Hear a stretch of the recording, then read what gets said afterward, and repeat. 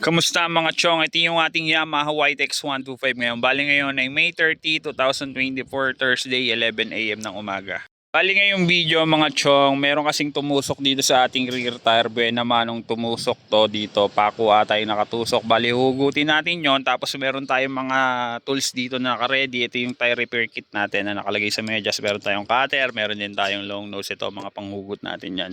Tapos yung tire repair kit in case man na paghugot natin nakatusok dito, pag sumingaw papasakan din natin agad. Yan. After 3 months mula nung pinakabit natin to, bali pinakabit natin to nung February 19, 2024. Tapos na-upload ko sa YT yung video na yun nitong buwan lang din ng May. Parang mga May 11 ko na-upload yun. Tapos na-edit. Ganun kasi tayo kasi pag mag-edit no, ng video kasi sobrang busy din natin. So yun, tara simulan natin doon sa nakatusok dito. Bali buhay naman nung nakatusok nga ito dito sa ating gulong.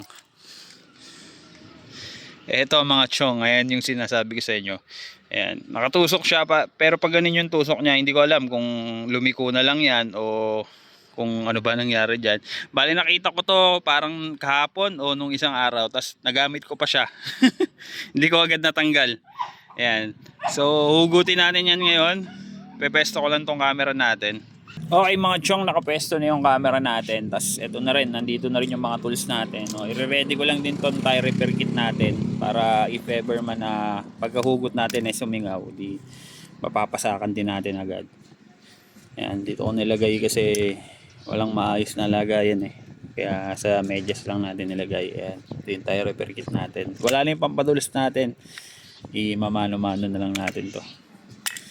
Tapos ito, hugutin na natin to. Ikakambyo ko muna para hindi lumikot yung gulong.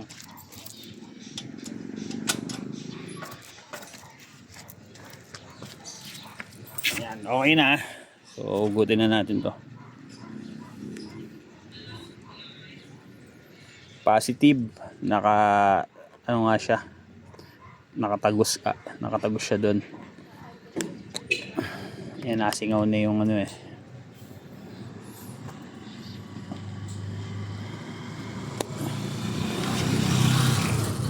Parang straight yung tusok na ito, tapos lumiko na lang yung pako. Parang pako yung nakatusok na to.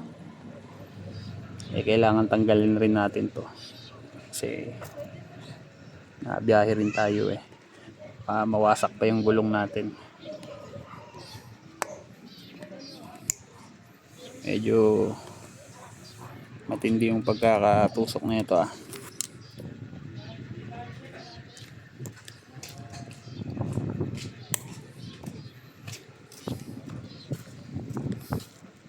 Pero hindi naman lumambot yung gulong natin. Hindi rin naman siya sumingaw. May tire sealant din kasi.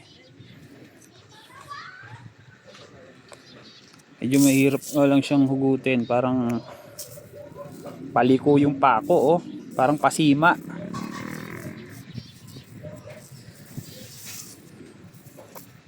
Ang haba pala oh. Parang nakasima yung pako mga chong oh. Ayan oh. Kita nyo ba? Ang haba pala nung nakalubog. Putragis na yan. Yun. Try natin kung kaya ng tire sealant.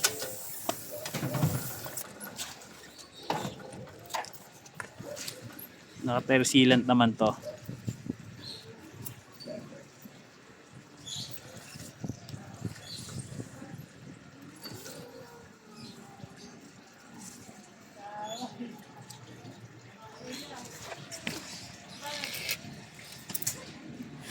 Ito mga chong, nahugot na natin. Ito yung nakatusok sa kanya, parang sima.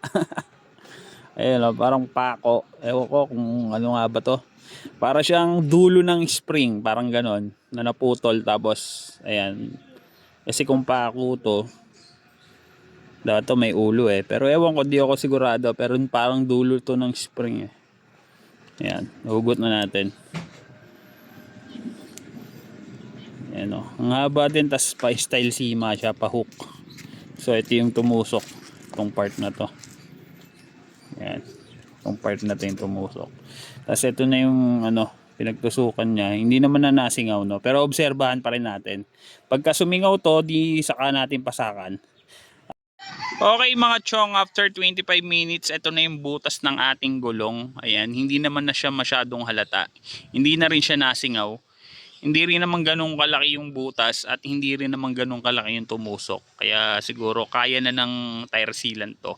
Pero obserbahan din natin mga chong, lalo na pag bumiyahe tayo. Palagi ko naman dala yung pampasak natin. Kaya if ever man na sumingaw to at hindi kayanin ng tire sealant, papasakan natin agad, no.